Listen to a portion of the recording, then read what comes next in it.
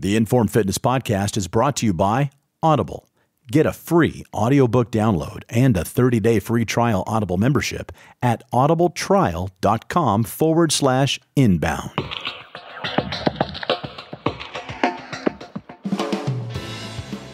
So it's really important to think about your exercise program as something you do to build muscle. Exercise is not recreational activity. Recreational activity is things that you do in order to improve performance, not exercise. So exercising is a specific amount of time dedicated to the purpose of building muscle. And that is my definition / Informed Fitness's definition of what exercise actually is. Informed Nation, thanks for joining us once again for another episode of the Informed Fitness Podcast with New York Times bestselling author Adam Zickerman. I'm Tim Edwards with the Inbound Podcasting Network, and this is episode number 53 titled, Get Stronger for Your Sport in Record Time. No more horsing around. In this week's podcast episode, Adam Zickerman and Mike Rogers from the New York City Informed Fitness location welcome their Virginia equestrian fitness specialist, Laura Crump Anderson, to discuss the importance of being strong and fit for your sport, generally, and in this case, the equestrian athlete. Our guest today, Laura Crump Anderson, joined the Informed Fitness Virginia team after realizing that the Informed protocol for time-efficient and safe strength training is the ideal program for the rider's extremely demanding schedule and physical requirements. Laura specializes in getting her equestrian clientele fitter for their horses without losing any time in the saddle, with only 20 minutes once a week of hard work and, as you know by listening to this podcast for the last 53 episodes, real results. So whether you are an equestrian athlete yourself or you participate in another sport, learn how high-intensity, slow-motion strength training provides the keys to bring your athletic performance to a new level of excellence.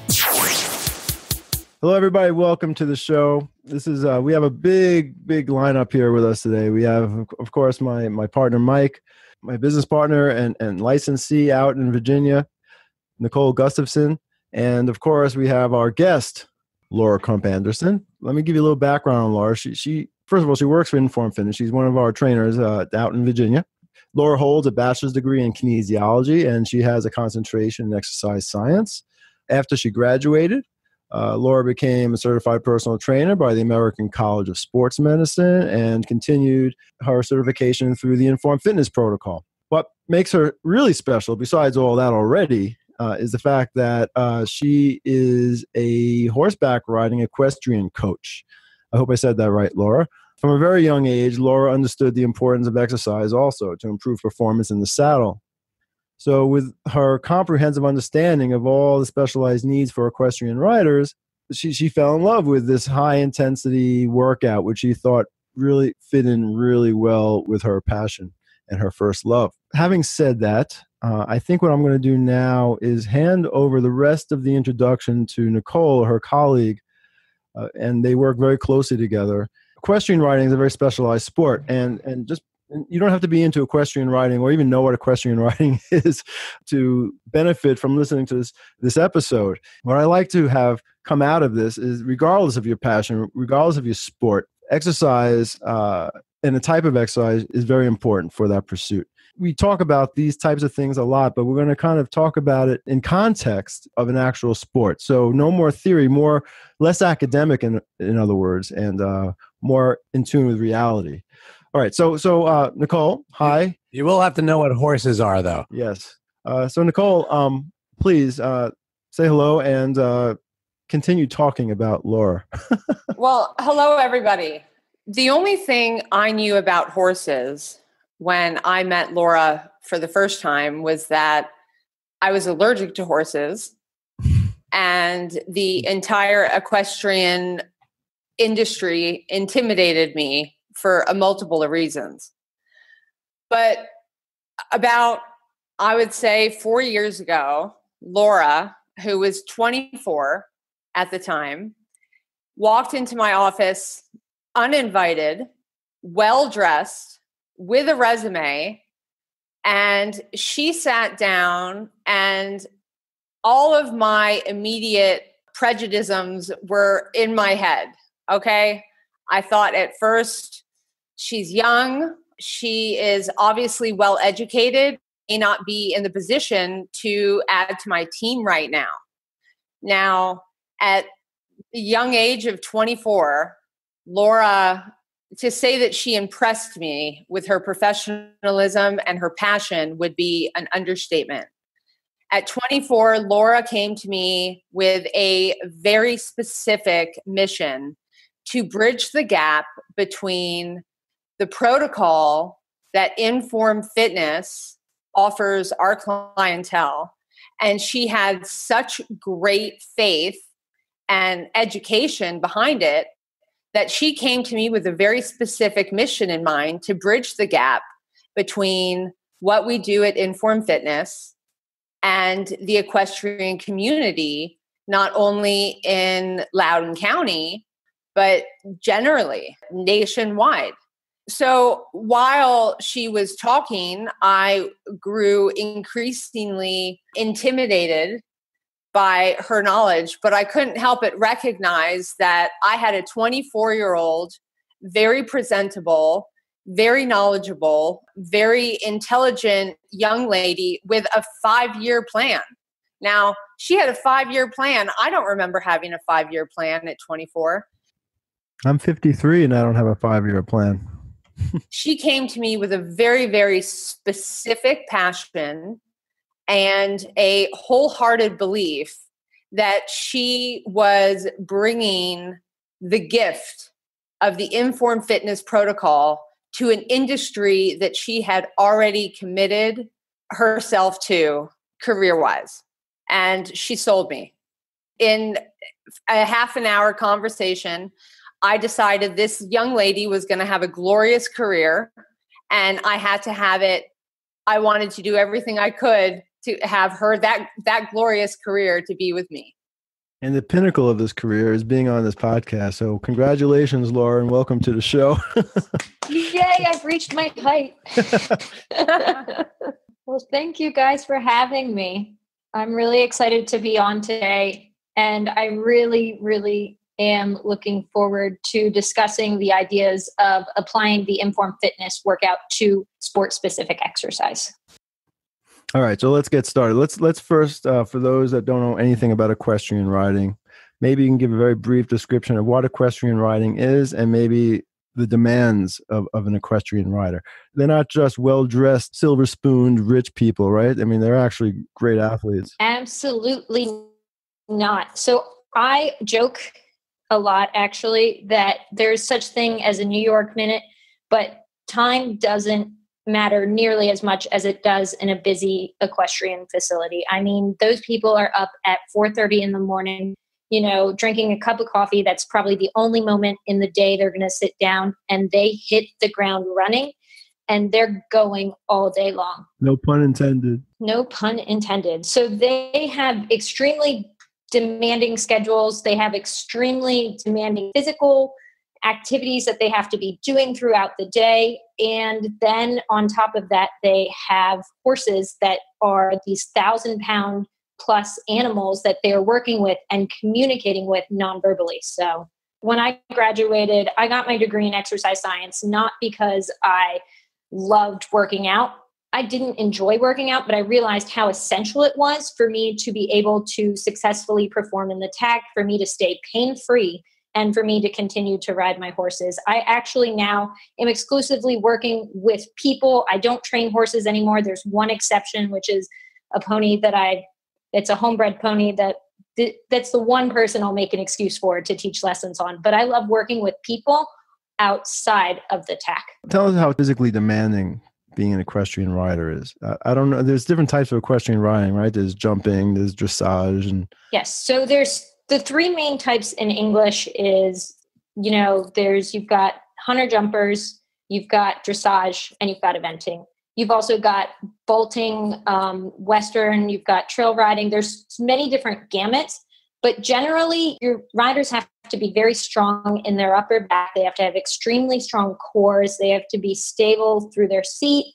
And then on top of that, the day-to-day activity of standing in a ring for hours, teaching lessons, the people who are the weekend warriors who only ride their horse once a week, they have to be fit enough to compete that horse on the weekends or go ride that horse on the weekends and not get in its way. So it runs the gamut. I mean, you've got quite a diverse population in the equestrian community, which people think is such a niche market, but the demands are strong core, strong upper back, engagement through your lower body. There's people will go and do a trail ride on the beach in Mexico and they will feel sore for days afterwards, but learning to post the trot and things like that is extremely demanding on the lower body. If you're an equestrian rider and you're doing all this stuff, why the hell do you need to exercise? I mean, like, it sounds like that's already exercise.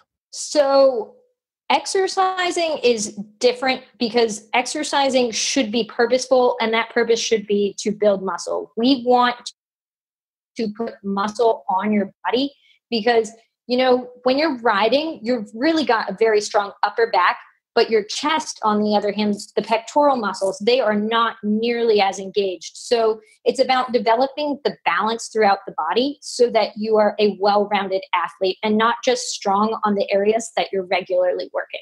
You know, riders have really strong inner thighs. They're adductors. They can squeeze all day long with their inner thighs. Their glute medius and their glute minimus, their hip abductors get a lot weaker, and you can see a correlation between weakness in your hip abductors and your ability to control your seat in the sitting trot. So it's really important to think about your exercise program as something you do to build muscle. Exercise is not recreational activity. Recreational activity is things that you do in order to improve performance, not exercise. So exercising is a specific amount of time dedicated to the purpose of building muscle. And that is my definition / Informed Fitness's definition of what exercise actually is. Despite the fact that you're working hard on a horse and you have to use a lot of muscles and it requires you to be in great shape, really when you're riding a horse, you're really developing a skill. And it's really not necessarily good exercise. And as a result, even equestrian riders who work so hard to be an equestrian rider, they still have to exercise because the riding is not going to complete their exercise protocol, if you will, their exercise needs.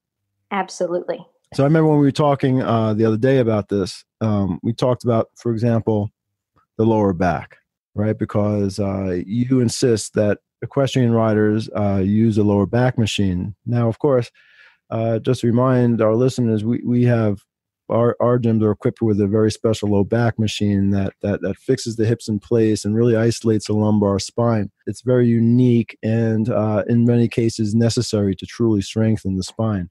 Otherwise, you end up doing a lot of hip extension and not really attacking the lumbar muscles. So talk to me a little bit about that and the importance of why an equestrian rider needs to do the lower back machine. And let me just add before Laura goes into it, even though we're specifically talking about equestrian riders needing the low back machine, you can fill in the blank with any sport you want, and this would work. So she's talking about equestrian riders specifically, but God, I mean, if you're a tennis player, you need to do the low back machine. If you're a soccer player, why do you insist that the equestrian riders do the lower back machine? The low back machine is absolutely one of my favorite exercises that we have in the studio because it does just that. It works and targets your low back directly. And I know so many riders who struggle with low back pain that this is one of the first things that has made a difference from them. They're able to get through the day without taking an NSAID pain reliever. They're able to strengthen their core in a natural way that's not medicine. And it really does help. You know, the demands of the equestrian is you're constantly going through a concussive movement on the horse's back. You're matching the motion of the horse's back with the strength of your core. So your core has to be very strong and very stable, but it's still going to take a regular repetitive motion beating. It is more like working than it is like an enjoyable experience. You're really working your core every time you sit on a horse. And this low back machine, you know, the lumbar spine, the erector spinae, these are such essential muscles to keep strong so that they can stand up longer, they can walk from place to place without feeling that achy sensation. Like I said, with the leg press, sometimes they'll come in and they'll be like, oh, my low back is really bothering me. And maybe I'll say, well, we really want you to get on this machine. You got to encourage someone to work a muscle sometimes when it's feeling achy. But, 6 weeks into a program, they realize, oh, wow, this is my favorite machine. And it does make such a difference on my day-to-day pain. When Laura and I first discussed her joining the team on Inform, I immediately saw her as, a ground floor foundational partner of our operation in Virginia. And when she said to me, what the equestrian needs to hear is that they need to exercise not for themselves, but for their horses, I said, Laura, that makes no sense to me whatsoever. And she said, but it does to the equestrian. Laura made it very, very clear to me that she does not want to be just a strength training instructor. Her mission from day one was very clear. I want to be an equestrian fitness specialist because I have found the product at Inform Fitness that the entire equestrian community needs. And she speaks their language, and it's working. We actually have some very key community influencers who are backing Laura in her endeavor because they believe in what she's trying to do, and they've seen the evidence firsthand. Not to mention that we have a young equestrian rider that Inform Fitness is sponsoring who is achieving greater accolades because of her training with Laura. So, Laura's reputation as an equestrian fitness specialist is not only being recognized by the equestrian clientele that she has now, but it's also being recognized by equestrian trainers, the many farms that surround Loudoun County and Fairfax County, and not to mention many equestrian veterinarians are very interested in what she is doing because the stronger the rider, the stronger the horse and the less injury on the horse. So when Laura says to an equestrian, well, don't do it for you, do it for your horse, that speaks their language, not necessarily mine, but you can translate that to any, athletic passion, athletic sport. You don't just do it to enhance your physical stamina or your cardiovascular health. You do it for your balance. You do it for the protection from injury. You do it for your family. I mean, you do it for, you do it for everything. And it's not just about the strength of your body and the performance of your horse or the outcome of whatever athletic endeavor you're pursuing. It directly boils down to quality of life too. Life is not a joyride, but it's worth it. And it's these passions that make it worth it. And when you can find a facility like Inform Fitness that can both, bring you the skill set, the expertise of an instructor, and not only the confidence. I mean, we empower our clients to push themselves beyond what they thought they were capable. And we do that with the confidence that we have built through the rapport with that client. And that can translate to the equestrian field or whatever sport somebody is trying to get an edge on. As Adam says countless times, we cannot create change without pushing our energy systems. And, if we want to create change in our bodies so we can get out there and live the lives that we want and enjoy the sports and recreational activities that we want, then again, this boils down to quality of life, protecting yourself from injury, enjoying the recreation to its fullest, enjoying your life to the fullest. And Informed Fitness is what gives you the tool to do that, not to mention the safety and the time efficiency and the effectiveness of it, which really, anybody who is an avid equestrian or an avid, sports enthusiast in any way, or a professional executive, this gives them the time efficiency, the stamina, and not to mention the physical and mental empowerment to take whatever they are trying to do to the next level. Now, I can only say this for the equestrian community. My little knowledge of the equestrian community is that they are very change averse. Yeah, and they dress funny. Stop saying that. No. They're very change averse, and they are, cynics walk through our door all the time because what we are offering more often than not, seems too good to be true. Okay. So what I am so proud of is that Laura has not only taken your average off the street cynic, but she has taken a successful equestrian who is very change averse to open their mind, walk in our doors, take the leap of faith, and then burn the bridge behind them. They are completely sold.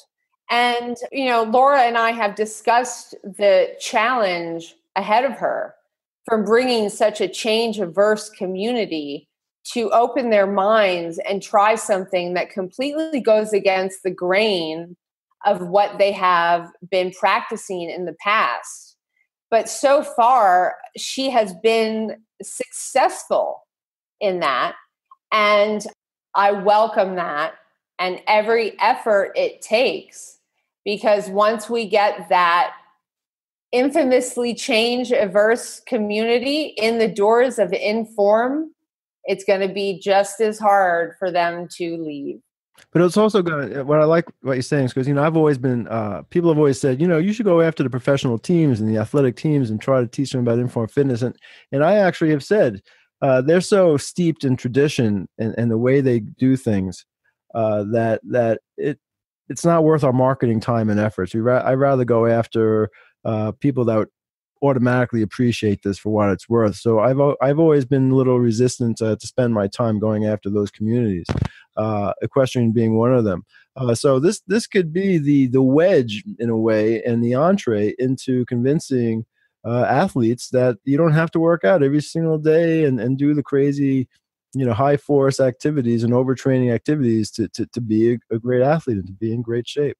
That is a really good note, Adam. I want to just add on a couple things. One is rest and recovery. That is so hard to find the time for, especially when you're in an industry where you're expected to be going all the time. But you have to rest and recover. You wouldn't, go and go and go. That's how horses get injured. That's how people get injured, is continuing without giving themselves the time to rest and recover. And having someone tell you, what, the best thing you can do this afternoon is to take this afternoon off, I think is a much appreciated idea. It's hard to find the time to rest and recover as a athlete, but it's absolutely essential for continued performance. Mm-hmm. And we have to give a huge shout out to Haley Karspecken, who is the Informed Fitness sponsored rider. She is a working student. She works hours of hard physical labor in the barn on a regular basis for a top level professional.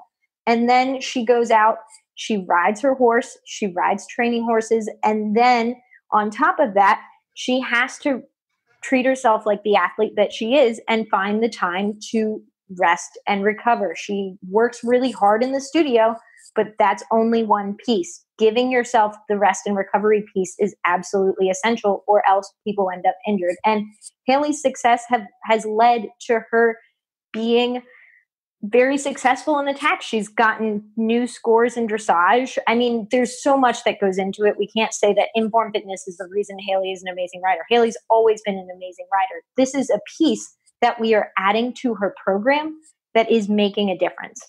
On the flip side of Laura's young equestrian rider, which Inform is sponsoring, we have a client who is in his 70s, was kicked in the back of his, right in the back of his spine by his horse. We can all empathize how hard it was for him to get back on that horse. Now, having trained with Laura for, I think, a period of about 9 months now, I ran into him on the street the other day, and he was so excited to share with me that he got back on the same horse that kicked him on the back. And when he grabbed onto that horse with his adductors and stood up straight and strengthened out his, really strengthened his core and showed that horse that he was back in control, that horse actually looked him right in the eye and said, "Who the heck are you?" And now that gentleman, that client of Laura's in his 70s, is enjoying his passion once again and has every confidence that even with the horse that kicked him in the back of the spine and put him out of the game, now knows who's boss. And he probably doesn't walk behind the horse anymore. We have a client also who's an architect full time, and he does just dressage over the weekend. He's a weekend warrior in his late 60s, looks phenomenal, and he actually was here for years and then took a little hiatus, like the prodigal client came back, and he said night and day. Also, his strength, his ability to control his horse is, and he depends on his workout here, and he doesn't do any other no cardio, no conventional other exercise, just his 20-minute workout here. So, and we're not trying to undermine what they're doing on the horse. What we're saying is that they are absolutely athletes already. We are adding a piece of the puzzle so that they can be as successful as possible. Is there an expectation, Laura, that you will over time be beating down your back no matter what, like the way runners oftentimes are beating down their knees or their backs or their ankles? Absolutely. I mean, this is something that you're going to strengthen your core and your low back to stave off the back injuries. You're going to do this so that you're being able to go longer without needing back surgery, without, feeling that chronic pain.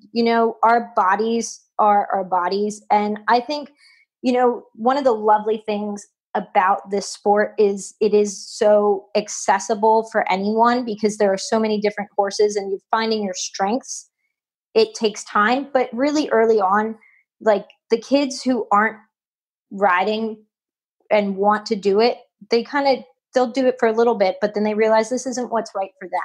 So I don't know if there's necessarily, I wouldn't say someone needs to be really tall to be a rider, or someone. I know some of the best riders I know are 6'6", and some of the best riders I know are 5'2". And it really, our bodies do take a beating in the tack, but they absolutely need to be strong so they can continue to ride for as long as they want. And I know many riders, like you were saying with your knees for runners, they feel like they need to get fitter for their horses and they go out and they go running. And I'm like, you're already doing an incredibly amount of stress every time you sit in the tack on your body. Don't add to that. Do something that is not high impact so that you can be fit for your horse. And that's what Inform Fitness offers. It offers a safe way to really engage your body in the muscle groups that you use while riding and the muscle groups that are also underdeveloped. It's a full body workout that gives you a really good amount of increased energy is usually the first thing that people say. It's like, I'm exercising. I thought I would be tired, but they notice I feel like I can go for longer rides. I feel like that, I'm not drilling as much because it's clicking sooner in my lessons. I'm getting lifting up that hay bale to move it from one side of the barn to the other was less demanding on my body than it was 3 months ago. Like I feel like I have more energy, and then it leads to the other aspects that really come with time, really true hypertrophy. There's no question. Like I think with this sport and any other sport, the more you strengthen your muscles and you prepare your joints for any activity, you're going to be able to A, usually do it better, more efficiently, and B, and I think what you're talking about is withstand trauma. And my point before a little bit was like, say like you're running not to exercise, but you run because you run. A lot of people do. And then they get to a point where their knees have just been beaten down, but they want to do something that resembles that. So I would sometimes advise them, why don't you try out cycling or something like that to make you feel the same way. And it will substitute that recreational activity that is something that's fun for them. And I guess my question is there ever a time where you have to say, something, we, this is beating you down on the horse and maybe we need to do something else? Honestly, my story is that I ended up with a serious overtraining injury without ever setting foot in a gym. The reason I got into exercise is because I suffered from so much chronic back pain. And I was 16. It's not like I was, 55 years old. Hey, nothing wrong with being 55. Was that old or something? No. Well, actually, I went to a clinic yesterday, and this woman is 64 years old and jumping at a higher level than I've ever competed at. Well, 64, that's different. That's old. Hey, remember we had a 75-year-old on last week, That's amazing. No, but I do think that, the oldest Olympic athletes tend to be the equestrians. Our horses are absolutely athletes. The riders are athletes too. But, it takes time to become at skill and develop this to a level. It's not easy, and you're not going to do it unless you're dedicated. But at the same time, I know the first thing that if I told a rider they needed to stop riding, I would be the first thing they dropped. It would not be the horses. That has never crossed my mind. I tell them, if this is what you want to do, and, 55 is the perfect target market for me. I got injured very young. Most people are able to sustain the beatings that they take young. I wasn't. It led me down my path. But at the same time, the riders who are just starting to get to the point where they're not regenerating their muscles or starting to atrophy at a greater pace, those are the riders that absolutely need to be in the studio's strength training. So let me change gears just a little bit. Balance, because when I think of equestrian riding, I think of balance, right? They have to have incredible balance and sense of space where they are on the horse and jumping. I know I've ridden horses before, and boy, that's hard. It's hard to stay on a horse. Well, it's like everything. It's skill development. I am not good at it. Anyway, is there a particular type of balance training that you think needs to be done, or is it just about riding the horse?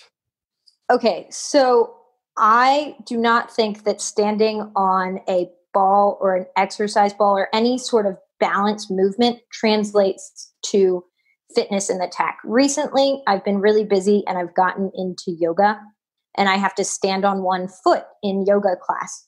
I could never stand on one foot in my whole entire life, but put me on 4 legs, I have a lot better balance. The best way to get better at riding and develop more balance is by riding your horse. The skill does not transfer from one event to the other. That being said, putting muscle on your body, the proprioceptors, the thing in your muscle that hold your balance and tell you where you are in relation to the ground, are in your muscles. So that's another reason I say, well, it's not just to increase your ability to be balanced. It's also to increase, your defense against an actual fall.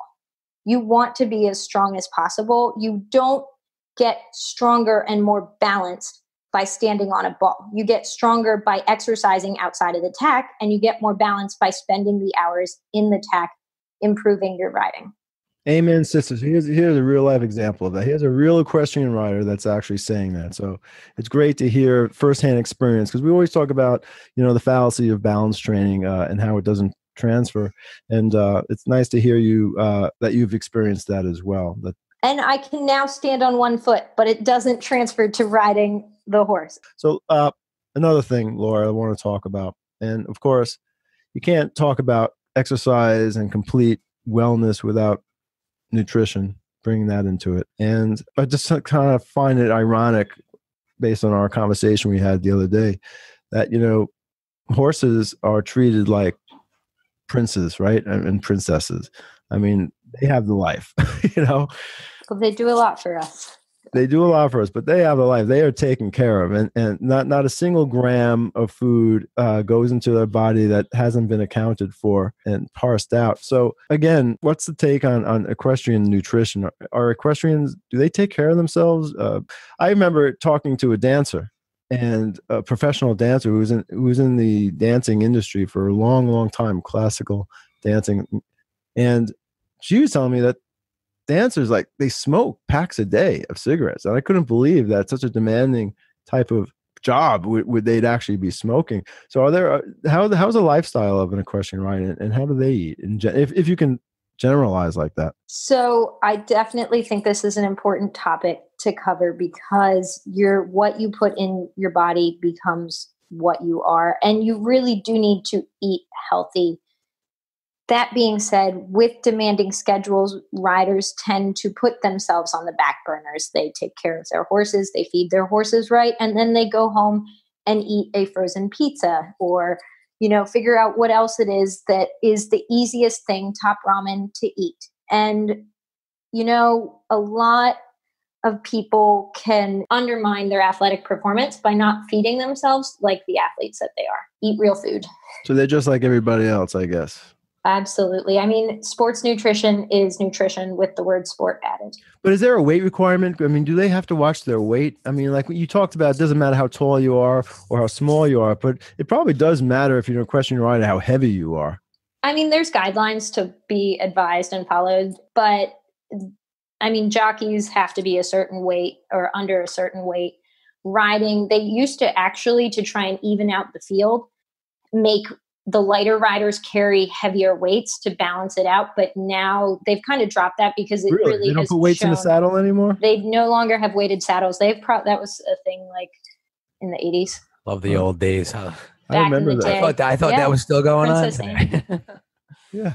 Who knew? Fascinating. No, it's so, and I mean, the sport has been examined by, studies have been done to prove these things, and it would be nice to have more studies done on the importance of athletic performance, but they're out there. There's some out there that shows, improving sports nutrition is one that you can absolutely research, Google, get advice on all the time.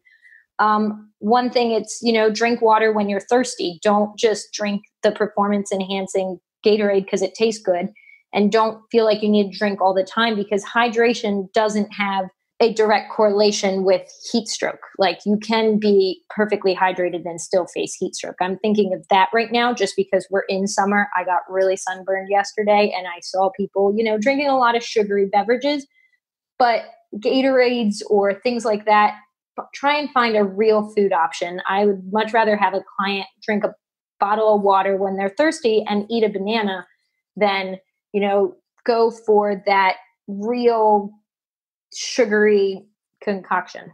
Very good. All right. So there you have it. Equestrians don't have to eat any differently than the rest of us. There's no other special requirements there. Just eat, like you said, Laura. I mean, that's what I always say. Just eat real food. Perfect. Well, I can't even add to that. I'm going to let it end right there. I want to thank everybody for coming on the show. Mike, Nicole, well said. Laura, thank you so much. That was so insightful. And you brought the point that we've been making countless times on all these episodes. You brought the point home for us once again. And I appreciate that. Thank you so much. Thanks again to Laura Crump Anderson and Nicole Gustafson from the Inform Fitness Virginia locations for joining us here on the podcast. There are several Inform Fitness locations across the U.S. To find a location nearest you and to cash in on your free 20-minute once-a-week workout that is backed by science, click the link in the show notes to informfitness.com.